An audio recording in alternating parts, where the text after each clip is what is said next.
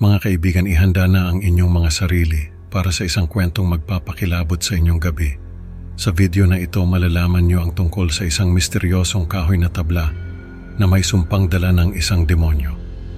Habang sinusubukan ng ating bida na si Makmak at ng kanyang mga kaibigan na sirain ang tabla, nagsimula ang sunod-sunod na kakaibang pangyayari na nagdulot ng takot at panganib sa kanilang buhay. Panoorin nyo hanggang dulo para malaman kung paano nila hinarap ang demonyong ito at kung paano nila sinubukang ibalik ang kapayapaan sa kanilang buhay. Magandang gabi po sa lahat ng mga tagapakinig ng kwentong kababalaghan. Ako po si Makmak at nais kong ibahagi sa inyo ang isang nakakatakot na karanasan na hinding-hindi ko malilimutan. Nakatira ako sa isang maliit na apartment sa Mandaluyong kasama ang aking mga magulang. Simpleng tao lang ako na nagtatrabaho sa isang call center sa gabi. Madalas akong umuwi ng hating gabi at sa isang pagkakataon doon nagsimula ang lahat ng ito. May mga kaibigan ako na madalas kong nakakasama sa eskwela at isa na dito si Owel. Hindi ko akalain na ang isang simpleng pag-uwi mula sa trabaho ay magdadala sa akin sa isang kakaibang karanasan.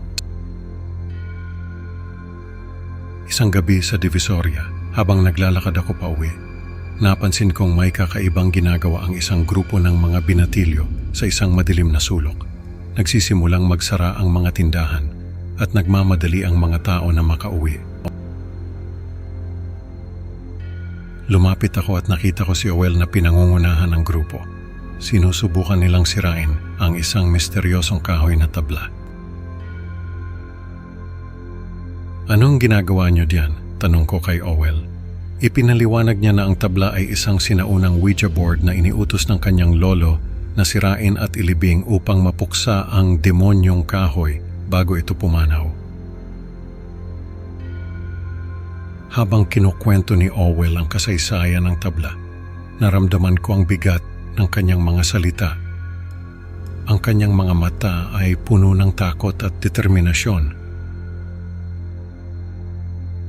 Sa kabila ng kanilang pagsisikap, hindi nila magawang mabali ang tabla o makahanap ng lugar para ilibing ang mga piraso nito sa syudad. Nagpasya akong tumulong sa kanila, dala ang pag-aalala at kuryosidad sa kanilang kwento. Pagdating ko sa aming apartment, kinuha ko ang lagari na ginagamit namin sa mga gawaing bahay.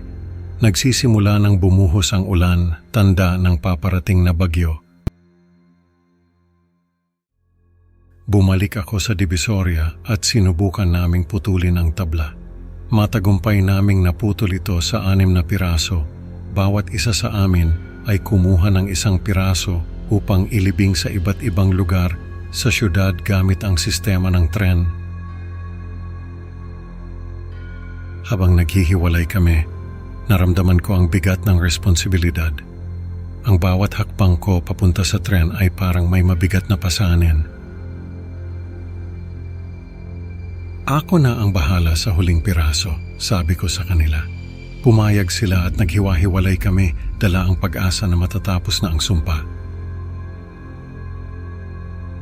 Kinagabihan, habang nagpapahinga ako sa aking kwarto, naramdaman kong may kakaibang presensya. Ang ilaw mula sa poste sa labas ay nagbigay ng kaunting liwanag sa aking silid. Sa aking bintana, nakita ko ang isang puting mukha na may malapad na bibig at madilim na mga mata. Agad akong tumayo at sinindihan ang ilaw, ngunit biglang nawala ang mukha. Sinubukan kong buksan ang bintana para tingnan kung may tao sa labas, pero wala akong nakita. Kinabukasan, bumalik ang mukha kasabay ng isang mechanical na tunog mula sa ilalim ng aking kama. Hindi ako makatulog dahil sa presensyang ito, at ang tunog na nagpapahiwatig ng mas malalang pangyayari. Ang bawat tunog ay parang isang babala. Dahil hindi ako makapasok sa trabaho sa call center dahil sa bagyo, nagdesisyon akong maghanda para sa isa pang engkwentro. Ang ulan ay patuloy na bumubuhos at ang hangin ay humahampas sa mga bintana. Pumili ako ng mga bala at caffeine tablets upang manatiling gising. Nag-set up ako ng isang recording device sa sala upang makuha ang anumang kakaibang pangyayari. Hindi ako matatakot sa iyo, sabi ko sa sarili ko. Kahit na ang kaba ay nararamdaman ko pa rin. Muling lumitaw ang mukha at nagdulot ito ng pagkasira sa buong apartment. Ang bawat kalabog at basag ng gamit ay parang mga sigaw mula sa mga pader na nagpapalala ng takot na nararamdaman ko. Habang nakalock ako sa aking kwarto, naririnig ko ang mga kalabog at pagbasag ng mga gamit sa labas. Ang bawat tunog ay parang isang suntok sa aking dibdib, nagpapaalala ng panganib na dala ng sumpa. Anong gagawin ko? Tanong ko sa sarili ko habang ang takot ay unti-unting lumalamon sa akin. Kailangan kong harapin ang demonyong ito. Nagdesisyon akong lumabas ng kwarto, dala ang tapang na natitira sa akin. Kailangan kong malaman kung ano talaga ang nangyayari. Matapos makawala mula sa aking kwarto, nakita ko ang mukha sa huling pagkakataon. Sinubukan kong kunan ito ng larawan gamit ang aking cellphone at bagaman malabo, nakakuha ako ng ebidensya. Sa gitna ng mga wasak na gamit, natagpuan ko ang sulok ng tabla na may pintura ng buwan na ngayon ay binago na upang tumugma sa mukha sa bintana. Ang mga detalyeng ito ay nagpatibay sa aking paniniwala na ang espiritu mula sa Ouija board ay hindi pa rin tuluyang napapahinga. Napagtanto ko na kailangan kong hanapin ang iba pang piraso ng tabla upang tuluyang matapos ang bangungot. Humupa na ang ulan, ngunit ang takot ay nananatili pa rin. Hindi ko na matiis ang mga kakaibang pangyayari sa aking tahanan, kaya nagdesisyon akong kumilos. Nakipag-ugnayan ako kay Owel at sa iba pang kabataan upang magsagawa ng ritual na magbabalik sa espiritu sa kabilang mundo.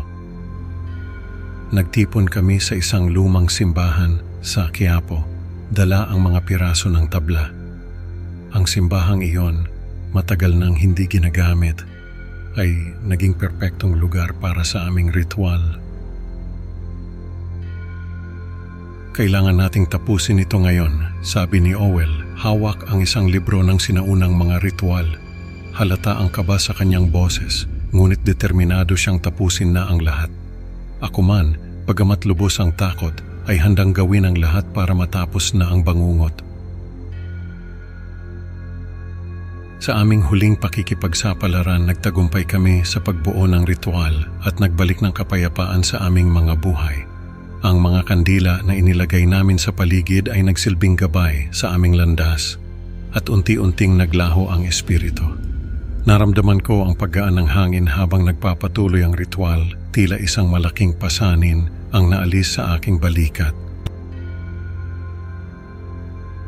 Ang aming karanasan ay nagsilbing babala sa iba na huwag pakialaman ang mga bagay na hindi nila ganap na naiintindihan. Ang mga piraso ng tabla ay inilagay sa isang sagradong lugar upang hindi na muling makapinsala. Umaasa ako na sa pamamagitan ng aking kwento ay magiging maingat na ang iba at hindi na maulit ang ganitong uri ng bangungot. Mga kaibigan, ang kwentong ito ay nagpapaalala sa atin na huwag maglaro sa mga bagay na hindi natin lubos na nauunawaan. Salamat sa pakikinig. Huwag kalimutang mag-like at mag-subscribe para sa mas marami pang nakakatakot na kwento. Hanggang sa susunod na upload, mga kaibigan.